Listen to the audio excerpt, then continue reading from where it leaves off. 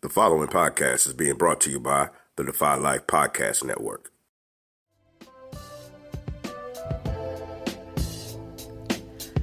Welcome to Aftergate, powered by the Defy Life Network.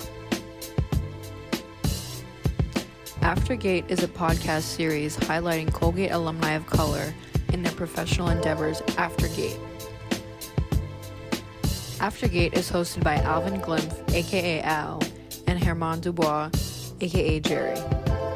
We are doing Aftergate because Colgate University has produced innovators who have changed the world every day, yet many alumni of color and the mainstream Colgate community are unaware of the amazing accomplishments of alums of color.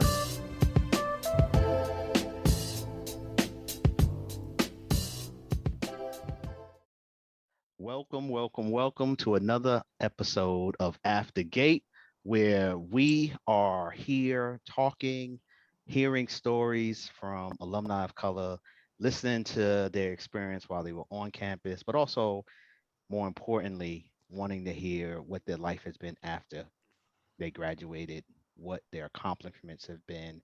So this has been an interesting journey so far. We have had some amazing conversations, and tonight will be another one, and I am looking forward to this. But first, as always, let me introduce my co-host, Mr. Jerry Dubois. How you doing, homeboy? What is good, my brother? Man, it is all good. First of all, let me send all types of positive energy, thoughts, and prayers to folks down in New Orleans, right? Yes, In sir. Louisiana, and just anybody who's dealing with the hurricanes and Haiti and the people of Afghanistan. There's just people on the West Coast dealing with fires. It's just like a lot going on in our world right now. So the people at Aftergate send some positive energy, thoughts, and prayers that way. But other than that, how you doing? How's good? What's good in your world? Just back to school time in the calendar is always a busy time for a lot of reasons, and that's my lane. So it's our lane. And it's good to be active. It's good to be back on that, sort of grind of your network and your resources and your visions all begin to get aligned. Facts. Because 2020, 2021 was a pivotal year for a lot of people personally and professionally. And so the work I do with Hope Murals it's still very much in its infancy stages, but we had some momentum that we got stunted via COVID. And so now to be able to kind of a year later bounce back and have some of that productivity and growth and scale in a way that it's good to be busy on that grind and stuff's happening. So we're back on, and stay tuned. Stay tuned. Looking forward to bigger and better things and just continuation of the amazing things you're doing with our youth and their families around the country. Fast forward around the world, Oh yeah. Yes, Yeah. sir. Yes, sir. Yeah. Yes, sir. So, you ready? Well, talk about how you Hold on. doing. You a heavy hitter in the school system, and this Yeah. ain't no like walk in the park. So how's that all happening? What's the transition like? Is there an excitement? Is there a buzz? Yeah. Is there a nervousness? We've been in school about a month now, and Right. literally in schools. So Yeah. we have a lot of lessons that we've learned over the last month, because as kids are in school, rates are rising. And so we have kids who are getting sick, we have staff who are getting sick, and the whole community is dealing with it. So we are in the process of trying our best to learn the lessons from last year, but Yep. also, and at the end of the day, the lessons we learned is that kids learn better in school. Like that's Yep. really something that we took away from last year, which is the emphasis of why we want them in buildings. But the reality is, above all, is safety of Yeah. our community, of our children Yeah. and our families. So, we are really doing parallel tracks where we are trying our best to keep the education flowing and doing what we need to do, but at the same time planning and trying to have a plan B and ready to pivot, not necessarily as fast as we did last time, because it was really a situation last year where it was, okay, We came in on Thursday. We closing down schools like tomorrow. So Yeah. when you come in tomorrow, get your stuff, be ready to stay out for a while. And so we know that a lot of parents have gone back to work. And so we are trying our best to kind of manage that if we decide if we need to go another direction and go all virtual, that we really give parents enough notice because we need to take that into consideration when we make that adjustment, as well as make sure our technology is right and just all of that infrastructure that Yeah. some Yeah. of the lessons we learned from last year where we just jumped right into the pool. So, Yeah. Yeah. but other than For that, sure. man, life is in terms of the job real busy. You know, I'm the resource guy, so trying to make sure we have enough resources for all of our initiatives is, Yep. um, you know, fun job. I really do enjoy Hmm. it. I really do Hmm. enjoy it.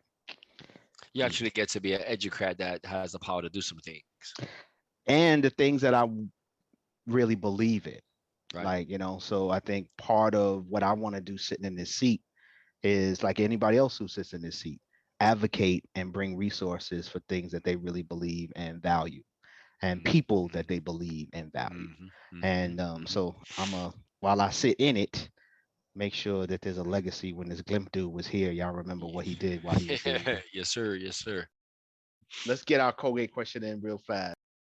One of your your off-campus Yes. experience highlights. Okay, this was a pivotal. This is like confession type stuff. This is like pivotal in terms of like symbolically how it played out for what the rest of my Colgate experience was. But as most people at the gate knew me, I dated a high school sweetheart of mine who attended neighboring college, and it so happens that there was a Jungle Brothers concert at Hamilton College, and the plan was for to meet up at the college. So you had Colgate heads, Mobile heads, Utica heads, Hamilton heads, Cornell heads. Nonetheless, that weekend changed the dynamics of my future because that weekend, great concert. Go back to girlfriend's campus. Not a good thing. Realize that at that point, that was the weekend that the reality of our high school romance for 3 years was a wrap. And so, Mm. I then discovered Colgate junior and senior year because now I was hanging out on campus a lot more. And so that particular Jungle Brothers concert was epic at Hamilton College, and then the personal revelation of life changing happened. And so, you know, is what it is. But yeah, that's a blueprint for me. Wow. Like you said, there are many. One that sticks out was just because I actually was texting about this morning. I almost pledged my freshman year Oh and yes, yes, had yes. a opportunity to pledge, and me, maybe three or four other brothers drove in Alvin Green's car from Colgate to Cornell. Actually, almost got into an accident on the way and like literally almost spinned off the road and almost went down a ravine. But it was Super Bowl weekend. Kind of remembered that just because Doug Williams was the quarterback, first black quarterback to play in the Super Bowl, win a Super Bowl. We watched it there, and then had the interviews with the frat folk, and Was this Kappa Alpha Psi? was Kappa Alpha Psi, was Uh-huh. really considering it strongly. And I think what ultimately I did not do it because I came back sophomore, I mean second semester, and saw my grades.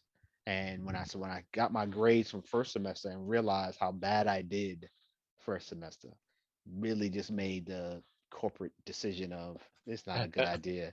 You Uh-huh. need to try to, Yeah, improve and not yeah, get yeah. kicked off of campus. So Y- You let me focus. let me try to focus and Because stop playing around I'll and be a before I become a Kappa dropout. okay, because remember why you are here. You are here to graduate, not to be Yeah, part that's of. a good one. That's a good one. That's a Let's introduce our guests. So tonight we have Miss, Mrs. Mm-mm. Jackie. Which do you prefer? Either or. Okay, I'm gonna go with Jackie. Jackie Colon Hernandez. Yes. Hello, hello, hello. Yeah. Class of, right? 96. 96. Okay. So something. as always, when I have somebody on the show that I have met before, I always like to drift back into the glimpse memory books of, okay, so when Okay. did I meet this young lady? When Right. did I meet her? So if my memory serves me correctly, it was reunion 2011, Yes. where Oh, wow. me and my co-host came back for our first reunion Yes. Ever. ever, That was me and too. your crew Came through. came through and really helped us have a great time because I one love of that. the one of our memories of that reunion was the class of 96 and the folks Right. that we remembered and That we is hung out with. awesome. And so since then have built relationships with y'all and kept in contact through social media and other alumni engagement. But I definitely point back to that day where me and Yes. him kind of going up, we were like, damn, we don't know what this is gonna be like, man. We ain't been to a reunion before. Right. This might be corny, this We might be we whack. we were preparing for post Colgate traumatic syndrome, and we hadn't Listen. even as we were just driving up from the city because we flew in. Well, we flew from Syracuse. Did we fly into Syracuse the first time, or did we fly into the We city flew and up then into we drove up? yeah, yes, that's what We we flew Right. did. into New York City and then drove the Oh 3.5 hour 4 hour ride and just reminiscing the whole ride of all the Right. places man. that we remembered as landmarks to make turns in the back roads and the places you didn't Yes. get gas and all that stuff. It was hilarious. And then we go into then we show up on Colgate and it's like, damn, would that been 20, 25 years? Yeah. At that point, 20 years.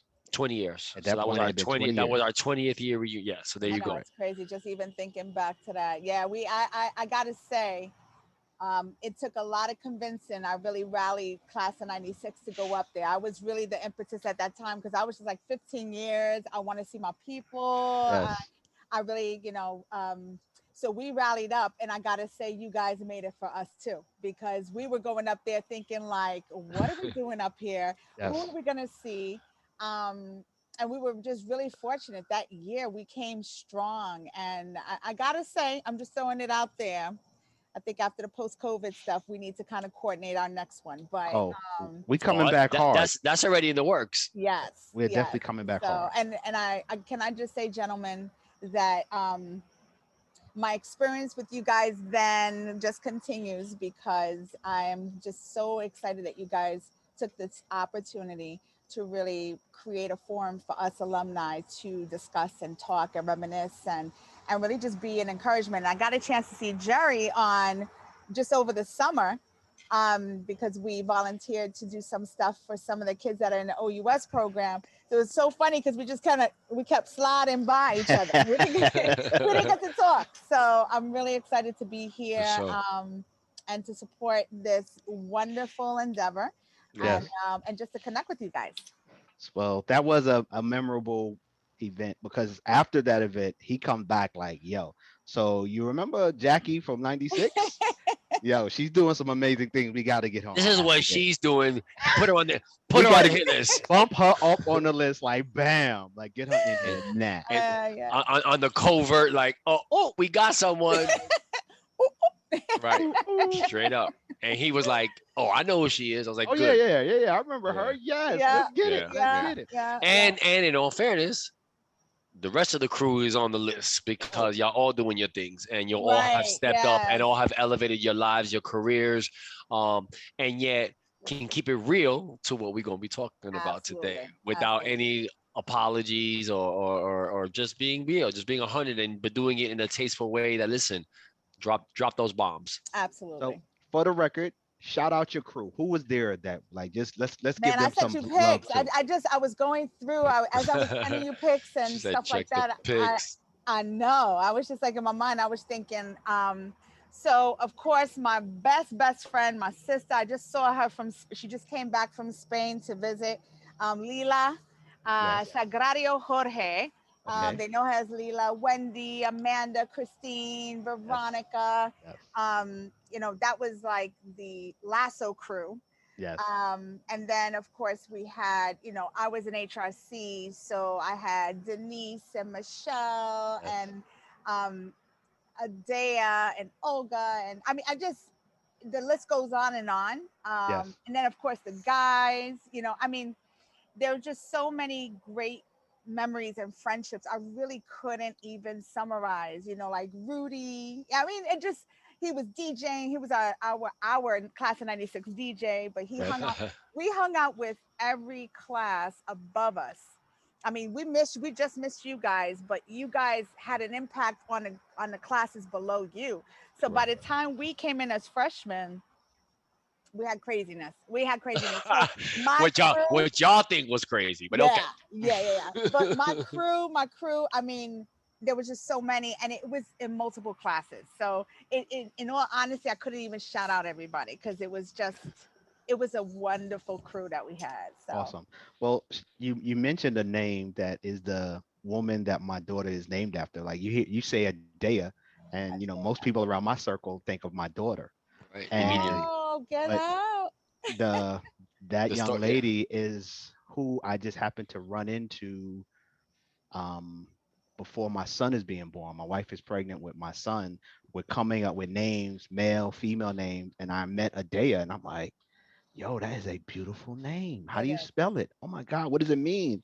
And came back and just said, yo, I That's got the the name. I name. got the I name. love And it. I love my it. daughter Yeah, is she was. 22. Yep, that was yeah, I've just so many people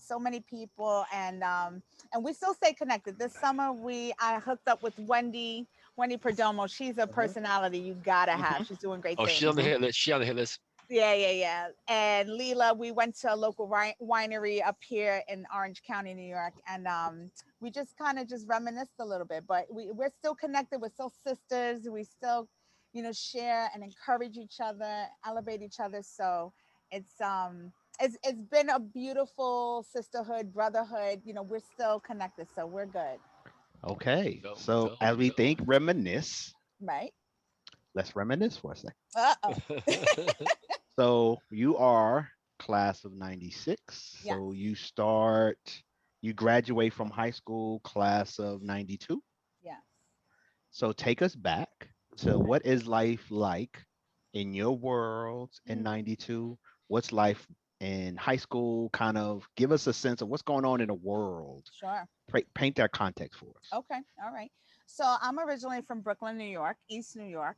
Yes, And BK. We yeah, won't I'm hold that. representing We the won't hold that. hood. Hey, We won't hold that against you, but it's okay. Yes, I know.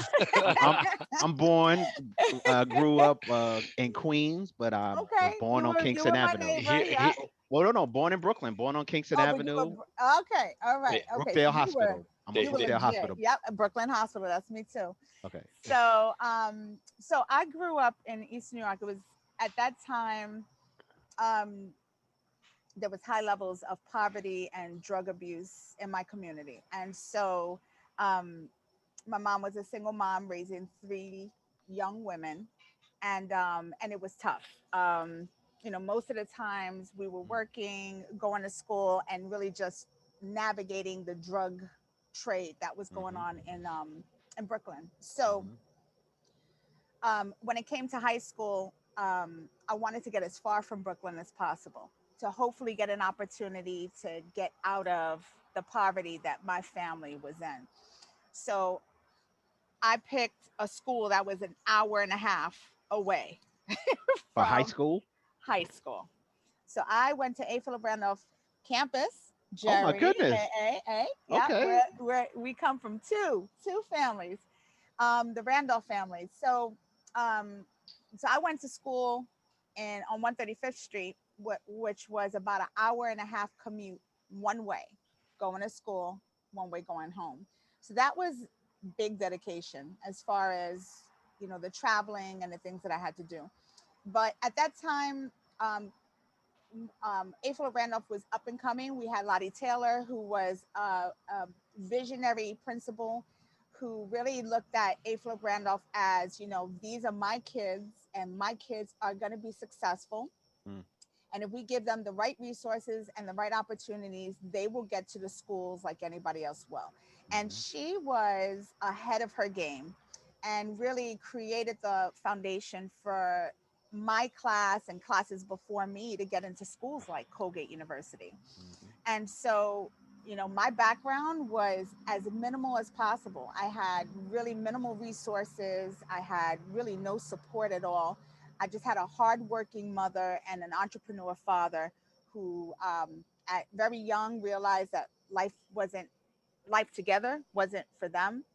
But they stood by our side. They were there for us. And so at AFL Randolph, they had offered me the opportunity to study medicine at City College. I was in a program that was really geared towards getting minorities into science. Also known as the Macy Medical Professions Program. Yes, the Macy Medical Program. Yes. Because I was from the second graduating class. You were. Yep. So I was behind you, Jerry. I was behind I already know.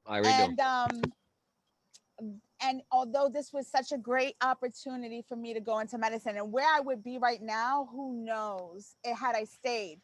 Yeah. I was just so bent on getting out of Brooklyn. And Colgate gave me all the money in the world. And at that time, I really went with where the money was and where I was going to be able to escape the drug and poverty that I was surrounded by. So although those opportunities would have been more conducive to me in the sciences, I ended up at Colgate. So I was surrounded by a lot of friends. Rudy Marcelino, who was also a AFL Randolph graduate, went to Colgate. Yes. Christine Rivera, who was also an AFL Randolph alumni, went to Colgate. We got a legacy. We got a pipeline from AFL Randolph. I might go on the limb and officially make the note that Colgate, that the most. Oh no, I'm gonna take it a step further. That Philip Randolph has the most Colgate AOC out of all the high schools in the country. I believe it. That's probably I believe it because they pulled from Philip Randolph. I know the pipeline.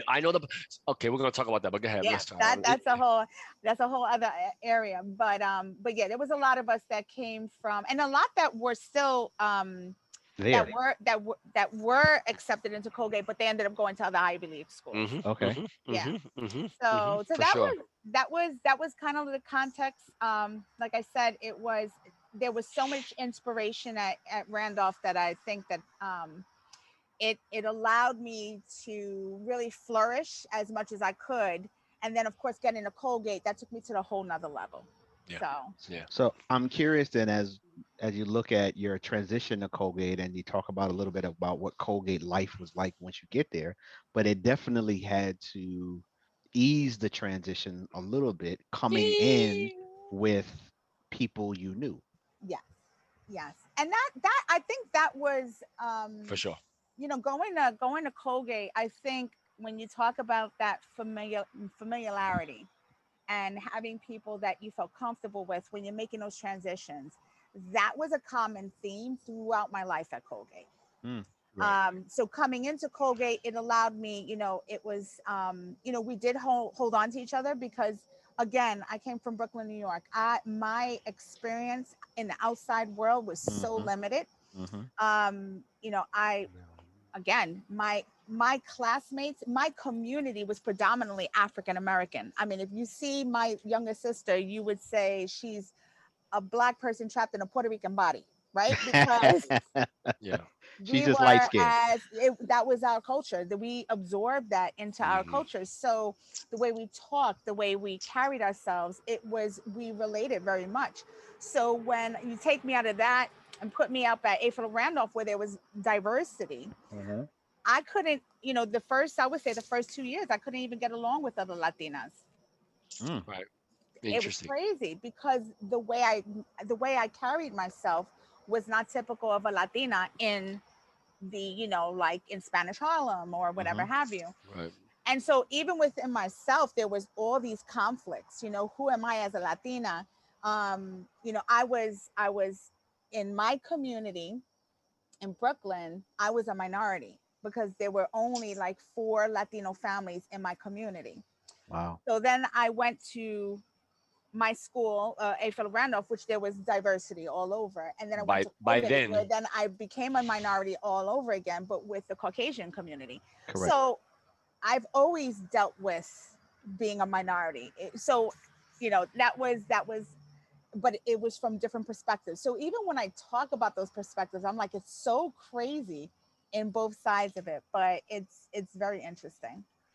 So to the point that you made about um, wanting to escape certain conditions, and do you think that that served, or did it serve in some purpose in terms of influencing your experience at Colgate? Because it's sort of like, we know what was happening globally, we know what was happening in Brooklyn, but like, what was the 4 years of Colgate in terms of, was the experience at Colgate directly related to what your experience or your points of reference of experiences were? Yeah, it was a culture shock going up to Colgate, to say the least. I had never dealt with that level of financial success or Mm. financial. Also known as rich folk. You're Right. going to school with kids that I distinctly recall. I worked for the last 2 summers of my high school year. I worked every weekend, every summer, so I could save enough money because my mom just didn't have it. Right, Right. I could save enough money to buy me my basics, like Here. a comforter, like stuff. And I go to Colgate, and it was like so foreign to see kids calling their parents and saying, "Mom, can you put $1,000 in my account? I ran out of money." It Yeah. just was so foreign to me. And so the experience itself was layered. First it was being out of my culture zone, which is the reason why I chose HRC, because Mm. when I was looking at where you could dorm, the first thing I related to was, okay, the Harlem Renaissance Center. There's my African American peeps. I'm gonna be all right there, right? Right. That's where Safe I space, felt safe my space. safe zone was. And so having that space, I think, was so important for me. And then of course, in my mind, I was just like, Jackie, you gotta open up. You gotta open up. You gotta be open to experiences. And so I really, in my mind, I was like, I'm not going to judge people. I'm going to be accepting of whatever they have, whether they're rich or poor, or whatever the case is, whether they're from a different culture, whatever. I'm going to really open myself up to this experience. And um and so my my first year was layered with comfort. So I had HRC people with me, and so I was in pre-med, so I went into the sciences. And when you go out there onto campus, you're kind of like, oh my god, there's so many of them, I gotta put back, so my first year was not much of exploration, but I would say, moving into it, what I realized, going back to your question, Jerry, is that when you talk about experiences, I learned very quickly that people that were at Colgate did not feel I belonged there. And that shaped my experience, because I went in saying like, yay, I made it. I'm the first in my family to go to college. You know, I'm at this school that paid all this money, that's giving me all this scholarship, Investing in you. invested in me. That means I'm worth something. And Mm-hmm. then to encounter other students that were like, my best friend couldn't come here because of you. And I Mm. and Title IV, I had no idea what Title IV meant. I just Mhm. knew it was a program that paid money for me to be there. I Mhm. had no idea that it was a government program that, had it not Was that existed. called HEOP? HEOP? Yeah. Yep. HEOP, Higher I Education was in Opportunity Program. EOP. Yeah. Yeah, I was in EOP. So there was two. There was Yeah. HEOP Yeah. and EOP. So I was in the economically Yeah. and so that at that time, there was people who were advocating that said, hey, listen, if you give these kids the same opportunity that are economically and academically disadvantaged, because they don't have prep school and all this Mm-hmm. stuff, they will be able to be as successful as these other students. Mm-hmm. And that was the foundation of Yeah. us being able to go to Colgate. Absolutely. Yeah. Absolutely. And if Colgate wasn't so damn expensive, that money would have went further, because I had friends that were also recipients of EOP and HEOP and went to state universities Right. or schools that just didn't have as high a rates, and their money went further. They were able to, use it more towards, in some cases they got money cut to them that they paid for classes and had some pocket money. And they have pocket money. Which that was the other issue, because when you talk about like what Colgate, when you're going to Colgate, when I say about the layers, you had the social layers, you had the academic layers, and you had the when I went to the OUS program, I realized very quickly how poor of a writer I was. Well, we all did. Welcome to the club. Welcome to the club. That's part of the OUS experience. Right? I'm like looking self-actualization. I swore I wrote a good essay, and then I see all this red on it. I'm like, oh dang! Okay. Apparently not. Apparently not. Right. And so you have the trauma. Yes, it was traumatic. It was traumatic. I'm like, I'm not. We might have a reparations case with Colgate. If we get enough people to class action suit to testify. Son, for real? You think I'll be? Let me get my mental health therapist on this. Hold on. That's true. Okay. You think I'm playing? What? I'll break my line because I could go back. Listen, I think I saved the essay. I was so traumatized. Wow. But you have the academic portion of it. So as a pre-med student going into the sciences, that's even worse. In the sciences? Yes. After OUS, I felt like somebody dropped me into a pot of hot oil and said, how far can you go? And a lot of that went to, I have professors that did not believe as a woman I should be in the classroom, right? Reminder, during that time, it had only been 30 years that women were in academia at Colgate. Then add to that I'm a Latina, and they were just like, I remember Dr. Nolan. He was, everybody loved him. He was our organic chemistry professor. He was like wanted all over for PhDs and all this stuff. Just a really great, charismatic professor. And I remember going to his office one day because I was having issues with organic chemistry too. I was struggling. And he was talking to a student about golf. So his office hours was like 12 to 1, right? Because after that, he goes to lunch and then he has another class. I stood there waiting 45 minutes. Wow. Right? Got there at 12:15. 45 minutes were up. He finishes talking to the student. I waited, right? Because in my mind, I'm thinking, he's talking. I'm not going to interrupt him. He sees me in his peripheral that I'm standing there waiting. Finishes this discussion and looks at me and says, oh, I'm sorry, were you coming to see me? My office hours are over. Wow. And I was like, okay, thank you, no problem, right? And I remember there was this, you had the financial parts of it. So I would study with friends. We were getting up early in the morning, doing our study in calculus, organic chemistry, bio, doing all those science classes, all the labs that went with it, and working 2 jobs on campus because we just didn't have it at home. My mom was like, work, you're there study. and you got to work, right? God forbid I even hung out with friends once in a blue moon, right? When we had our We Funk parties, right? Hey, shout out to We Funk. But you saw students that didn't have to worry about money. They didn't have to worry about where money was coming from, where resources were coming from, if they could buy their textbooks. And what you found was this disparity that occurred at Colgate, where the students that all they had to worry about was studying did exceptionally well. And then those of us who had to go and work in a cultural center, or work in a financial aid office, or work at the food services, or work security, had to go to work in the hours where we should have been studying. We were working because we just couldn't make ends meet, right? Because they said, well, if you're getting scholarship, you should work for some of that education. And that was a big deal for us. So I think overall, the academia, as well as the social, emotional, the financial, that all kind of played a part in, either the flight or, either you're going to be there and fight for it or you're going to fly away from it. Facts. So where did you live? I know you mentioned HRC. Where did you live your 4 years? I was there. I was at the apartments right by HRC.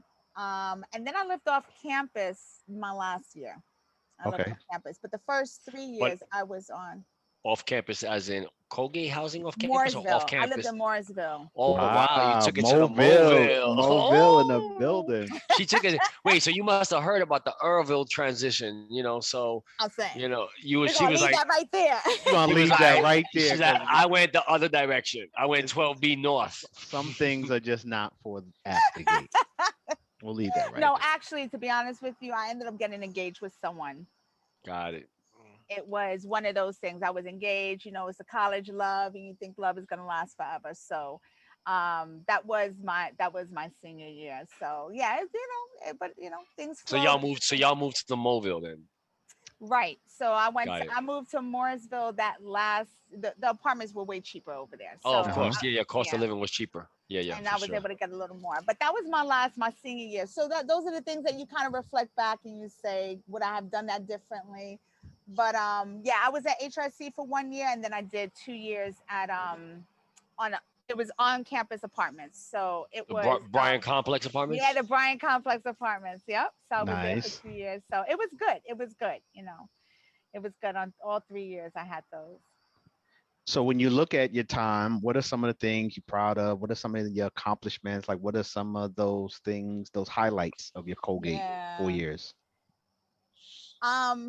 While I was at Colgate, I was involved a lot. I think that's what really shaped my experience. I was part of LASO. That's when Edgar Miranda, Edgar. Edgar he was all about La Raza. La Raza He Unida. he came through the ranks. He got tutelage. He did. And well, we were really lucky. We had so many upperclassmen that really loved on us. Mhm. I mean, from Adam Clark to Lee Lawrence. I mean, like Lee Evans. Lawrence. Yeah. So, from them being with us in OUS to like all of the upperclassmen that really kind of just showed us. We did the conferences. I was involved in LASO. I ended up becoming the vice president and then the president of LASO at the end of it. So I was very involved in that. All the marches on campus, all the parties on campus, from going to the frat parties to the We Funk parties. I think overall the experiences, it was so diverse. So like if I had to pick out, one thing that I would have changed in my experiences, because there's always some. Of course. We're not perfect. There got to be something in There You was a ain't got couple. limited to one. That's what There I'm was saying. a couple. Like, There was a couple. you got the No, mic. Go but- ahead, girl. But in retrospect, I feel like the experiences allowed me to develop my grit. So in the face of adversity, Talk about it. I was able to learn how to overcome, learn my worth. I was able to learn how to define worth in my terms, not by the society's terms.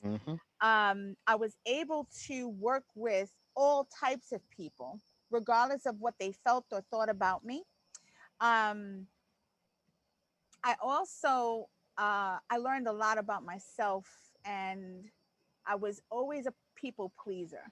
And I found that there's going to be times where you're going to disappoint, and that's with, me trying to do too much, my plate overfloweth, and then I don't prioritize. And in me not prioritizing, I miss my boat because I was worried about everybody getting on their boat, Right.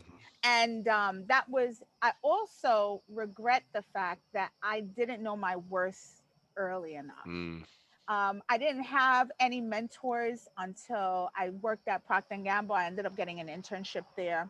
Okay, that's And big. That's there was big. a woman, yeah, it was. And there was a woman named Sandy Anderson. She was one of the very few African Americans that was a research scientist at Procter & Gamble. And she taught us our worth. And it was in that space that I realized that I deserved to be at Colgate like anybody else. But there was always that guy in the back of my mind that was like, you're taking up a space that really somebody deserved to be here. And I think I never really shook that until, way after, until I got into the real world and I realized like, no, I'm just as good, if not sometimes better than my peers who may have criticized me or may have made me feel like I wasn't worth it or good enough. Right. So yeah, so that's been so my regrets were really more my regrets were really, I don't know that I would say they're regrets. It would be more of like learning steps, learning, Growing learning pains. opportunities. Absolutely. Yeah. I mean, when you recognize that we were extremely young, put into a space of really adverse conditions, and oftentimes through the institutional perspective where we were living, the support was mediocre at best at times. And so I think when you talk about the grit, the resilience, the willingness to persist, I think that's a commonality that we hear in these conversations. And I also think it's that grit that we develop as we doing it as a crew Right. that builds that bond and that glue to where, I mean, I often compare it similar to, you hear about veterans who come back from a tour and they're Deployment. like, Yeah. man, that dude right there, I'll rock with him for the rest of my life Yes. because we was there together and we Yes. endured. Yes. And so I think that's this what you talk about when you talk about the friendship that you have that carry on 25 years later. Absolutely, absolutely, and I think you hit it right on the head. Is that when you were in those spaces, it was who was next to you saying, "You got this." Yep. When I had a counselor tell me, you know, you know, it seems like you're really struggling with the sciences. Maybe you should do like religion or sociology, right? Mm, Rather than saying, girl, you need to give up all these things that you're doing and you need to focus on your education. Like, right, I, right. I get that you want to do this and do this, but you're here and you're doing the sciences and this is rigorous. And I remember Mm, changing my counselor because I said, um, Hmm. yeah, no, If I, she I don't think believe in me, then you ain't doing your job. that's right. right, That's right. right. And I ended up getting a new counselor. It was a gentleman, and he says to me, I said to him, I'm gonna let you know that if you're going to sit here and tell me that my grades are not good enough for me to continue, then let me know now so then I can change to another counselor, because until I don't get the right answer that I want to hear, this isn't going to work. And he said, whoa, okay, all right, okay, I see your tenacity. And he said, so That's what's up. yeah, and he said, but let's just talk realistically, right? You need to get your GPA up. You had a rough semester. These were a lot of sciences you took. Let's do a little bit of this, a little bit of that. He encouraged me to take acting. And I got to say, it was probably one of the best classes I ever took at Colgate, Wow. because it actually allowed me to connect to another side, the creative side of my life that I Mm-hmm, never knew I had. mm-hmm. And as a result of that, like I said, every experience, good or bad, led me down a path that I grew in. And when I look 20 some odd years back, and I can trace every success to a Mm, lesson I learned at Colgate. I could trace every Yeah. every mountain that I climbed yes. to the grit that I developed at Colgate. Mhm. I could trace every advocacy path that I took from Mm, the foundations of, you need to speak your truth. You need to speak the truth of the people. Um, from that. And what I notice is a common thread that we all have on this circle, as well as many other people who graduated from Colgate, is that we work in education, mm-hmm, we work in advocacy. I started a nonprofit for youth mm-hmm, mm-hmm. to help them build their grit before they even get there, right? I'm in education, started my own school, Mm, and I became an elected official in my town. So I represent the community. And it's funny because in this particular community, it's predominantly Caucasian.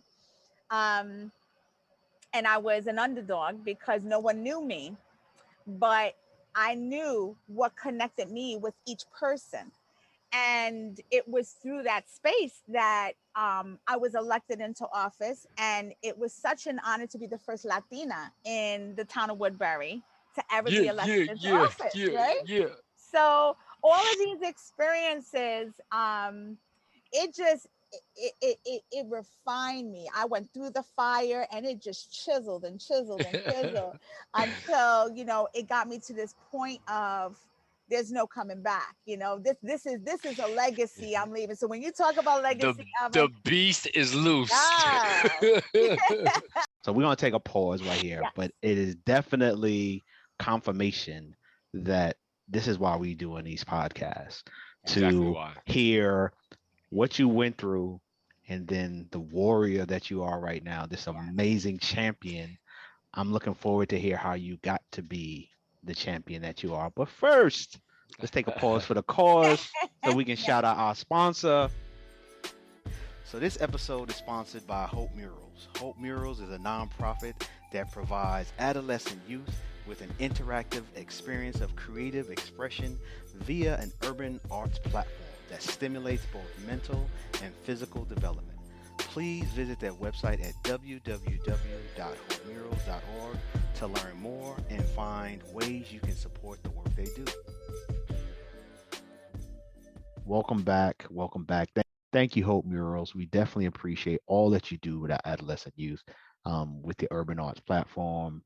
And so thank you for what you're doing. And for all those who want to sponsor, please email us at aftergatepodcast@gmail.com. And let me also shout out our network, Defy Life Network. You can find this show and many other incredible shows at the Defy Life Network's podcast hub, which is www.defylifepods.com. Also find us again at all of your favorite podcast streaming services as well. You can find written content at www.godefylife.com and our branded apparel at defylifegear.com, which now includes Aftergate merchandise. So check us out. All right. Now I will pass it to my man, Jerry Dubois. I really, really loved the reference to grit. That's something that I have been wanting to figure or have ideas around how to package that as a life skill to be a curriculum, to design it around activities and programs and health and wellness and the arts, because I think that's one of those missing links that it doesn't necessarily fix problems, but it allows people to have the resilience and the perseverance and the wherewithal to realize that, you know what, I have no idea what the hell I'm going through and the storm is kicking my ass, but I'm going to stay the course. And that when you talk about what Hamilton, New York and Colgate University put you through in that training of grit and those layers, that's why you walk through Woodbury Commons like, yo, no, I've been through this training already. Yes, I've been trained and then some. And yet at the time when you was in boot camp, therefore an undergrad at Colgate, right? You kind of look with a different perspective on some of those struggles. It's like when they say everything happens for a reason, but you don't always know why. Now you can look back and be like, so yeah, that kicked my ass, but I can see how I grew from that. Yes. And so I think that the biggest bonus of this is not only that it's healing for us to talk about and have that affirmation that I wasn't the only one that was feeling this way, right? But it does two things. It definitely allows for current students of color to have an opportunity to hear the affirmations of what they're living through right now through those who went through it and who have come through the fire, right? Two, and this is that. Oh, you thought it was just a right? No, 1, 2, the counterpunch. Right.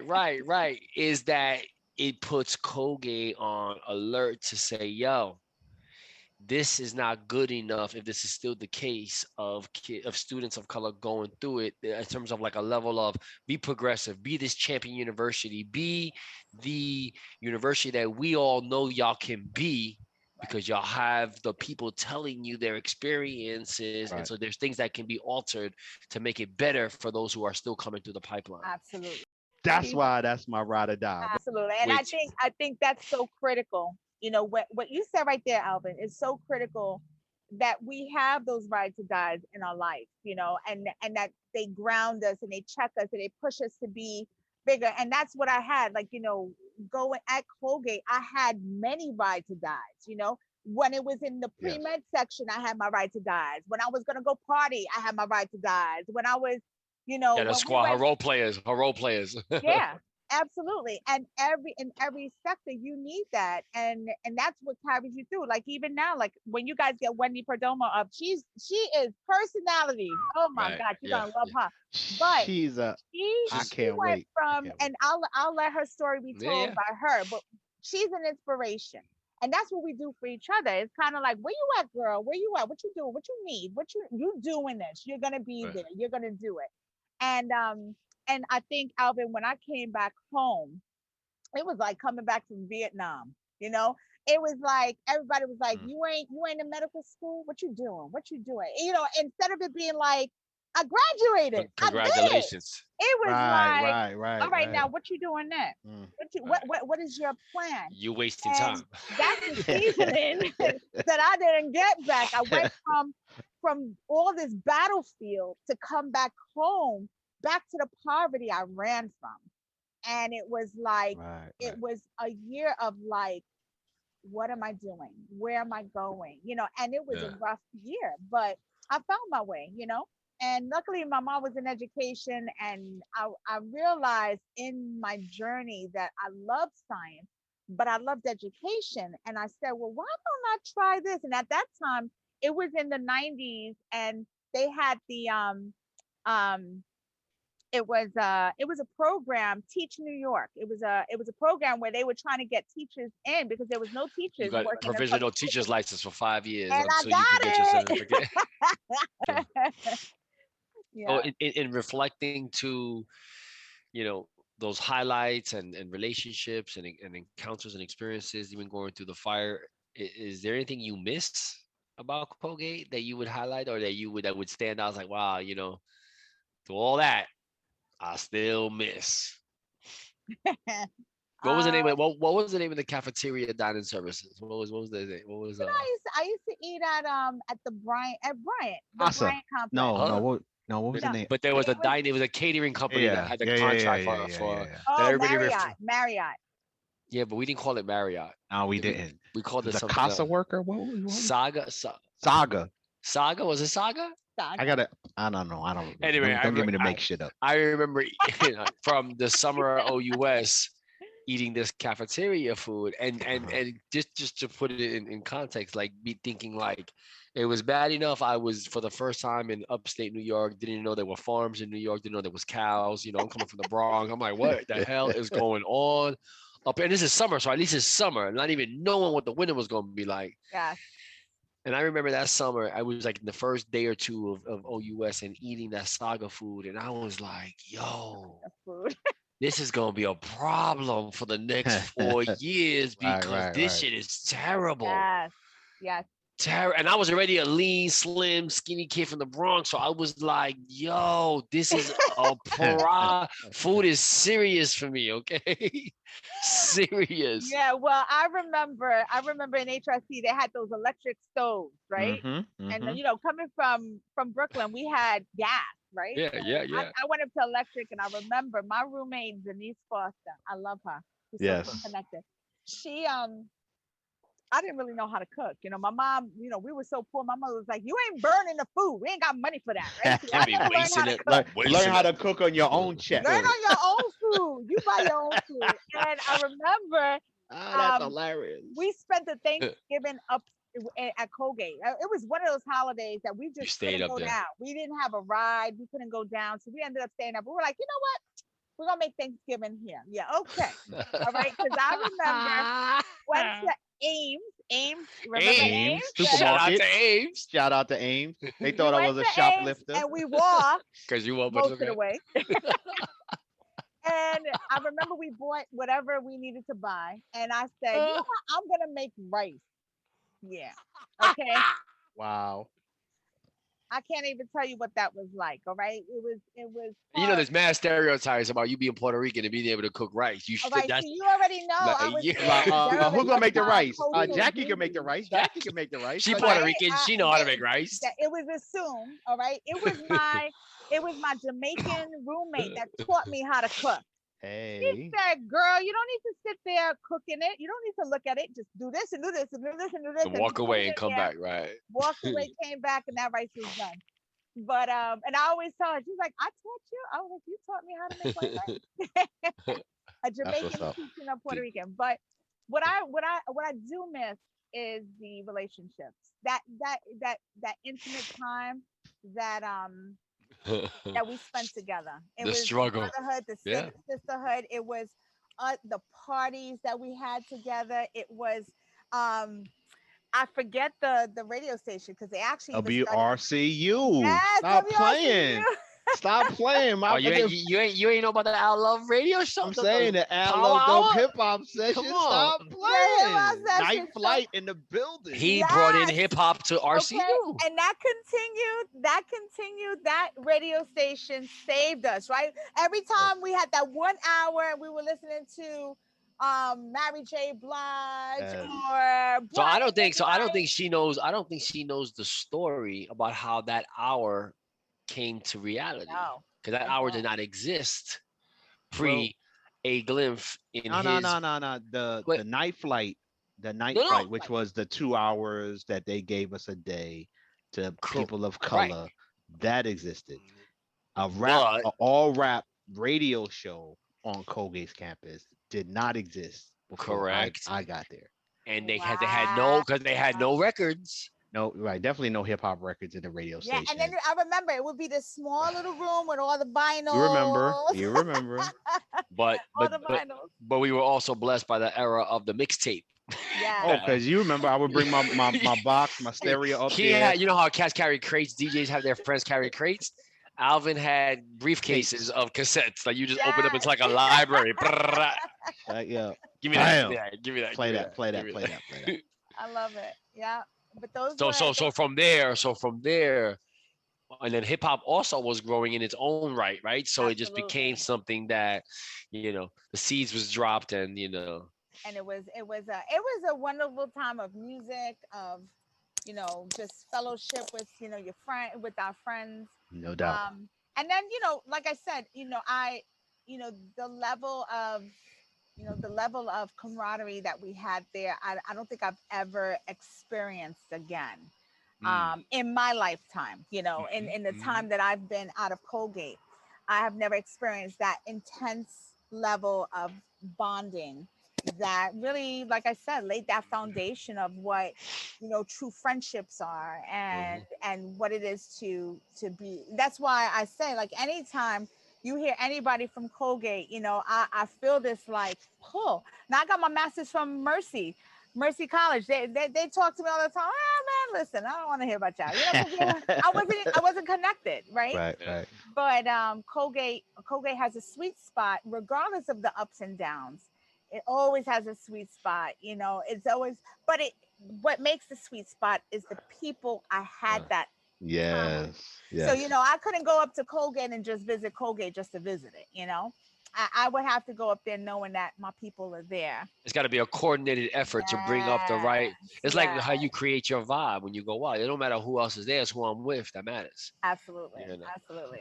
So question for you. With that said, we have a part of the show where we ask a sort of like a question that wasn't on the list, right? That talks to like a spontaneous response, and it's just it's fun though. It's I'm sure I'm gonna encourage you to give yourself a couple seconds to think, because you probably got many to pick from, and you won't pick the best one. But if you had to highlight on your 4 years at Colgate, what was a top off-campus experience? What might that have been? And you can take that in any direction you want to. Now, you already talked about Morrisville senior year. You already talked about Morrisville. So that could be a year in and of itself.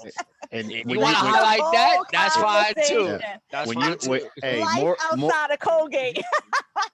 Morrisville It is in life. itself triggers a lot of memories for a lot of Colgate people. They had the best parties, though. I gotta say, they had it like 10 times better. I'm Morrisville. gonna go on the limb. Conversation. I'm gonna go out on the limb and also say that I think there could have been. I don't know how much Mobile was engaged in the past before, but I remember us venturing to Mobile, feeling like we had discovered another another borough, and being like, yo. my first 2 years of Colgate, I was going to Utica because my high school sweetheart went to Utica College. Yes. So I spent my first 2 years at Colgate spending more time there than at Colgate. And Utica to me was literally literally going to the city again. I'm at the mall. I'm kicking it over there. I'm playing intramural ball in their gym, in their I had the basketball coach ask me to try out. Thought I was a student at Colgate at Utica. I was like, no, I can't do that. I'm just visiting. I'm going to the dining hall like I'm on a meal plan. Like, y'all know me. Come on. Okay. And so you had game. I hustle from the Bronx, baby. Come on. And so with that being said, when I say, okay, talk about your 4 years, that could be a lot of different. What was a highlight of something like you're like, yo, I would never forget this off-campus Colgate experience in upstate central New York? Yeah, there's definitely many. I'm sure. There are many, but I would say one in which I really it was one of my highlights was our senior year. Everybody was, by senior year I was kind of over the fact that everybody had money and I didn't, right? And I was just like, you know what? I'm gonna live like these people live. I'm gonna plan a trip. I'm not even gonna go to Florida where everybody else is going. Spring break. We're going to Mexico. Right? Okay, so look at you. I've convinced 10 of my females. Well, I was part of the 10, so it was nine other females that we were gonna coordinate. We were going to Mexico. We were gonna do our thing in Mexico. Senior year. Well, of course, we ain't have no money, so I went with like the cheapest travel agent ever, right? She said travel agent. You ain't have Orbitz, or you ain't have. No, it was somebody's cousin. Orbitz, it was somebody's cousin. Supposedly a travel agent. I think they just swindled us. But despite the fact that the plane, the engine kind of was smoking, and our flight got delayed, and my mother didn't even know where in Mexico we were. We probably got kidnapped. Our hotel wasn't even a hotel; it was those Roach motels. Yeah. Besides all of those experiences, and this is all pre-cell phone. Right. I don't know what we were thinking. My daughter do something like this, I'll knock her out. But, right. But we went out there and we partied, and we went to all the, we went to Chichen Itza, and we had so y'all was in Cancun. And at night we were off the hook, and there was other people out there, and I mean, we just had our senior year. We did it up the best we could, and it really kind of just said, all right, moving forward, we're not going to shy away. We're going to make things happen. I don't care if it's a dime, on a dime. We're going to make life happen. We're going to enjoy life. We're going to embrace it by the horns, and we're going to do it up. And I would say that with just all females and us loving on each other and hanging out and enjoying life, that I definitely feel like that was, with the ups and downs and the craziness in between, it was definitely one of our highlights at Colgate. So okay. Yeah. Awesome. So another question we asked is a current event question that has something to do with not Colgate related, but something that's going on right now. Life related. So being an educator, someone who is elected official, curious to hear your take on mandated masks, like these face masks for children, like this idea that should, in your opinion, or should we be mandating masks for children in schools? But that's like a whole other hour, right? Right. I'm gonna leave that there. But what I will say is this. I've heard every side of the story. I empathize with every side, from people who have family members who passed away from COVID, who are really struggling with the fact that COVID has devastated their family, to people who feel like it's part of life. Your immune system will fight it, and you will come back another day, if it's meant for you to be. There's so many different feelings about it. As far as children are concerned, it's obviously COVID is going to have a emotional impact on our youth.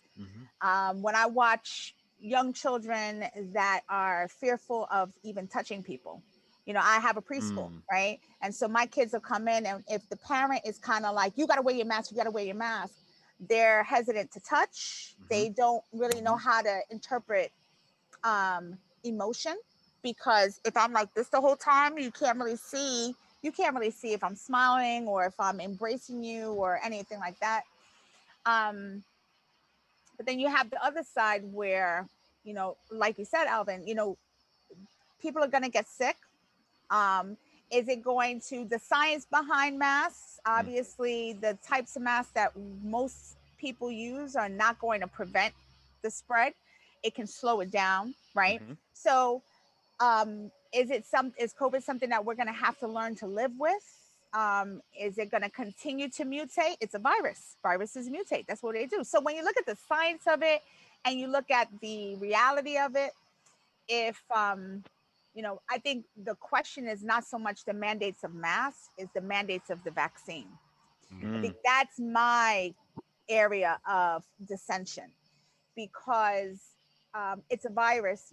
My husband got vaccinated, and 2 months later he ended up getting COVID, right? So in your mind, you're thinking, well, if you're vaccinated, all it's really doing is to kind of offset you possibly getting it again. There's no real way to prevent people from getting it. Right. So as far as like masks are concerned, I think in the schools, they're doing the best they can. I prefer to have kids in school. So if it means that they use a mask, I have a preschool. I've asked parents to wear the mask because we got hit with COVID, and if it means that it'll slow it down so that I could be in school and we could teach the kids, that's what we do. We don't mandate the kids, though. We mandate the teachers to do it. Because I feel that the kids, they need to engage and they need to see each other. But as they get older, if they can tolerate it, So I did not answer the question directly. Good enough, though. I thought that was great. You got, pass fail. You good. But I struggle with it myself. My older kids, I feel like they're gonna get it. They get sick, they'll get over it, hopefully. But yeah, if it's the least of the two evils, I'd rather have my kids in school. If it means that they can get to school, then let it be. So. Okay. Appreciate your answer. Appreciate you answering both of those questions on the fly. So you're gonna rock with the next one? Go.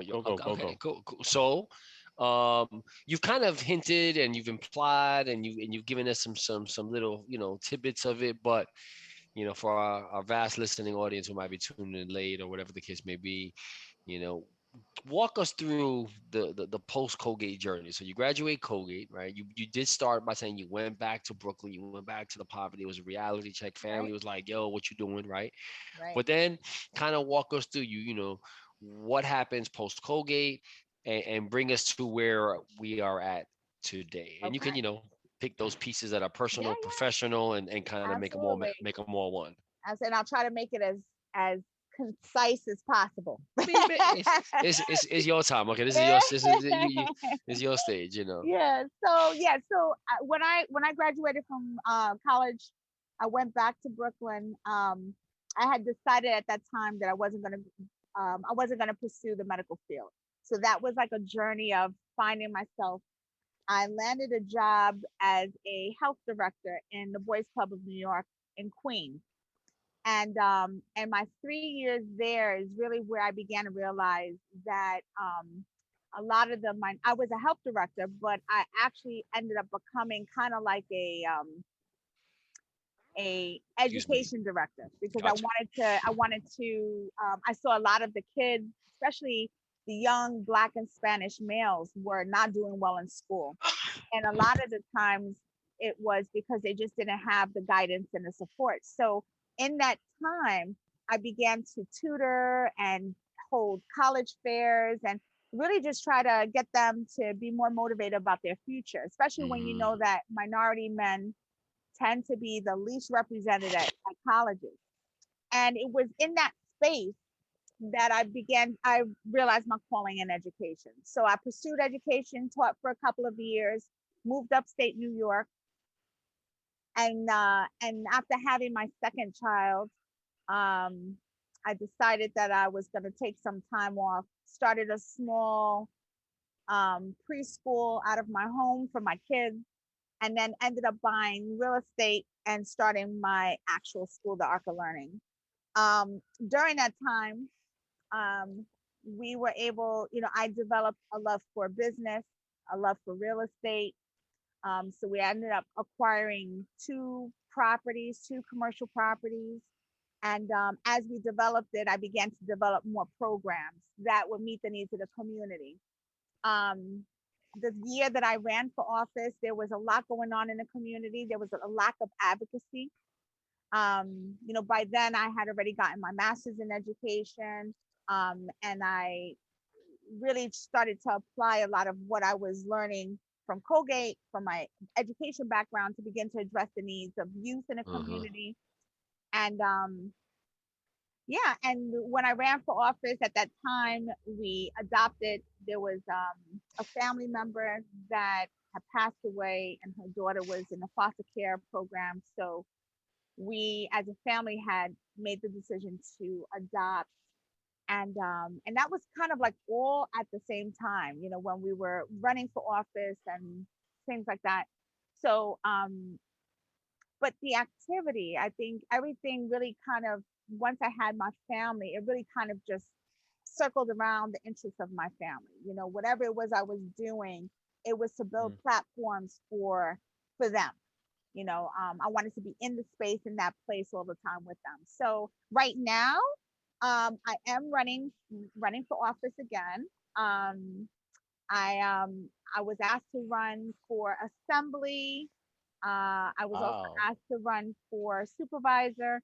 I was a deputy supervisor for a couple of years, and I've chosen to stay grassroots because politics is not a friendly area to be in. It can really drain you of your own morals and values, because you're surrounded by people who have motivations that have nothing to do with the people that you represent. And when you have constituents, really keeping grounded is, you have to stay near them. When you begin to grow politically, you get further away and you start to get people with financial motivations in your ear constantly, right? You want a campaign donation? Well, this is what I want in return. You want our votes? This is what I want in return. And unfortunately, that's not something I want to compromise, my integrity. So this year I am campaigning, I am running. But whether I get in or not, I think the past 4 years I was able to do a whole lot for the community. I was able to help diversify the town of Woodbury with employees, open doors for minorities in office, to encourage minorities to step into leadership activities in the program, in the community. I think for a lot of families, it was I represented them, and it provided them with an opportunity to take chances that they normally would not have taken before. And with my business, thank God we're at capacity. I just got word tonight that we are filled to capacity. That's always a wonderful thing. Yeah. Yes. And Cha-ching! yeah. And we're kind of, my youngest, I have two that are graduating this year from high school. I got one more that's right on the heels of them. And I'm looking at like the next phase, so it's crazy that these years are done. My kids are ready to kind of start moving on, and I'm looking at what's next, what's on the horizon, what's my next adventure. And So, man. So I got a segue to the next question that you're going to drop on her, but it's kind of like connected. So only because that you mentioned you got two that are graduating high school now, and our next question would really talk to what advice would you give to a 18-year-old Jackie Colon coming out of A. Philip Randolph, sliding into Colgate on terms of like, yo, let me give you a heads up on some things you need to know about. Part one. Part two, what would Jackie Colon now tell that 21-year-old coming out of Colgate, now that you went through Colgate, yo, let me drop some bombs on you. But now I'm gonna drop like the real question is, you got two kids graduating high school. Would you advise them to go to Colgate? And if so, Oh, what would be the advice you would give them based on what you would tell Jackie at 18 and Jackie at 21? right. So Jackie at 18 going into Colgate, I would say you deserve to be at Colgate. That's it. I Hold your think head high, girl. Hold your head hold high. your head up high, and you know, the fire is going to burn, but on the Mhm, other side, you're going to be refined, you're going to be stronger, you're going to be better, and you're mhm, going to make it. mhm, I think mhm, that was my fear. I was never going to make it. I wasn't good enough to make it. So I would definitely say to the 18-year-old, you are going to make it. You are mhm, going to make it, baby girl. Go in there, have fun, enjoy it, and embrace it. And for the 21-year-old, um, or any other 18-year-old going in or, exiting out, um, if would I do it again? Would I recommend my kids to do it? Well, my kids, I'll say this, they grew up in Cornwall, New York. So Cornwall, New York, they would go to Colgate and it'd be no big thing for them, mm, right? mm, Because the environment that they're in right now, they already deal with the adversity. They've already developed the coping mechanisms to mhm, be successful and not even bat an eye at the fact that they're not the same color. mhm, Um, but would I let them go to Colgate is the question. Mm. And I feel like, although I know that they would do well, um, I realized that my experience in college could have been so much more seasoned had I gone to a school where people believed in me.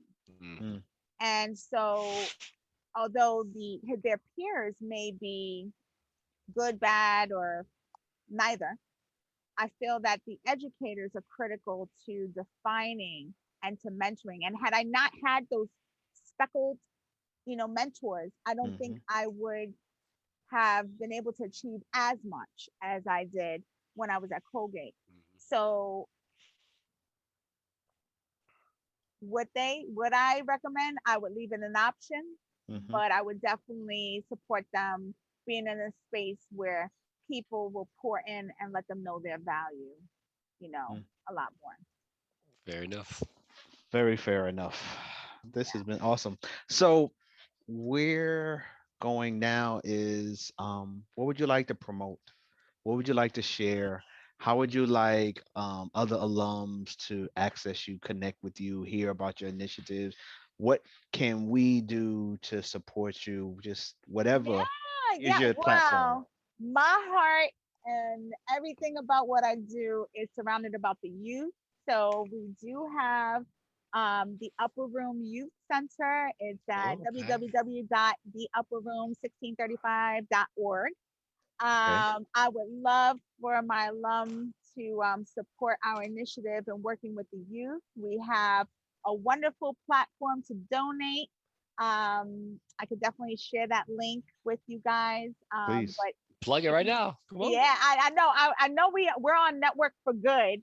Okay. But we have a wonderful platform, but you also have that platform on our website. But supporting our youth is big, especially pouring into youth that are minorities in this particular community has been essential. And I would love the alums to support me and my youth when we Share a little bit about what done. kind of programming. Give us what's the intent and mission of the organization. Yeah, so the mission of the Upper Room Youth Center is to provide a safe space for teenagers 13 to 18 to socialize, engage, and develop into productive young men and women. So that's our format. Oh. But within that format, we work on entrepreneurship, teaching them to be young entrepreneurs. We do color wars where we really kind of we motivate them not to be competitive, but to be compassionate with each other.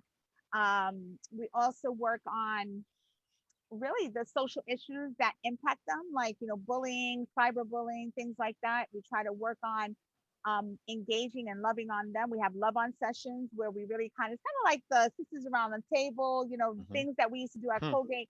We take that format, and what we do is we really kind of role play. We open it up for them to talk about the issues that they go, whether it's with their parents, whether it's with friends, boyfriends, and girlfriends, whatever they're going through, that we kind of role play. We talk about those areas. We talk about self worth. We talk about light dimming. So I developed this concept of, and I'm sure it's out there. I just kind of termed it as light dimming and light nurturers, really Mm. teaching them that when you're working with people who bring you down, that in all honesty, those people are struggling with Mhm. their own issues, right? Somebody took something away from them, somebody dimmed their light. Yep. And as a result, that's what they do to you, because in all honesty, they want part of your light. So there's no such thing as a bully. There's a such thing as a person whose light needs to be nurtured. And so what I do is, rather than tell them to run away from their bullies, I tell them, no, it's about you. It's about them. You want to bring the upper room. Bring them to this age so I can love on them. So our adults can love. So we can love on them and give them worth so they no longer feel the need to bring other people down. And so we teach them about the light nurture. So we empower them. We advocate. I say there's no such thing as bullies. There's people that need to be loved and people that have enough love to give, right?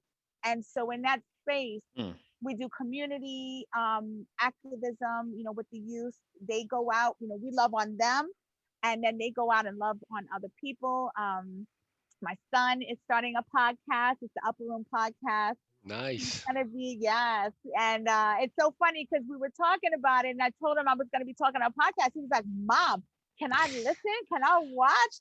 And what he's gonna be doing is him and his best friend, just like you guys, his rising guy, they're gonna be addressing on an open mic issues that impact teens, and they're gonna take the lessons that we taught them, and they're gonna use that and pour into teenagers on a broader spectrum. So the Wow. things that they So can't do in person with us, they're going to take that forum online and allow them to talk through their problems, and they're going to engage and love on them the way we do on them. nice. Well, So he's there. Let them know they are welcome to join our network, the Defy Life Network. We're always looking for new shows, and definitely, I will speak to my cousin and say we got some young folk who, Need a they will platform. love that.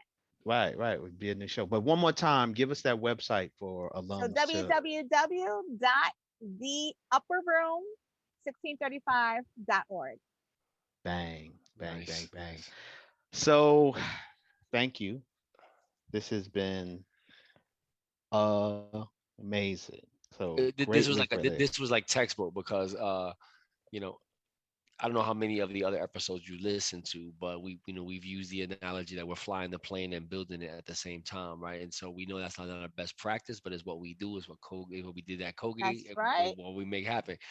But I will say, and we've had some really great interviews, right? Like, I mean, like they're all been good, Hmm. but then there's just some that have moments where it's like, whoa, like bombs are being Hmm. dropped, and Hmm. or you're Oh, talking to legends, and or you're talking to people you heard about, or you're talking to people you've never heard about, and you're like, whoa, yo, they're dope, yo, that's fire, like real talk. I've been like, yo, geez, you gotta step your game up, son. You ain't step your game up, kid. Come on, like, I'm like for real.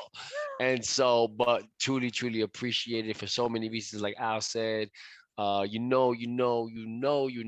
of your AFL or random background, I got extra love. yes, Right, Which, by the yes. way, I right. don't know if you know, just to let you know how deep it is.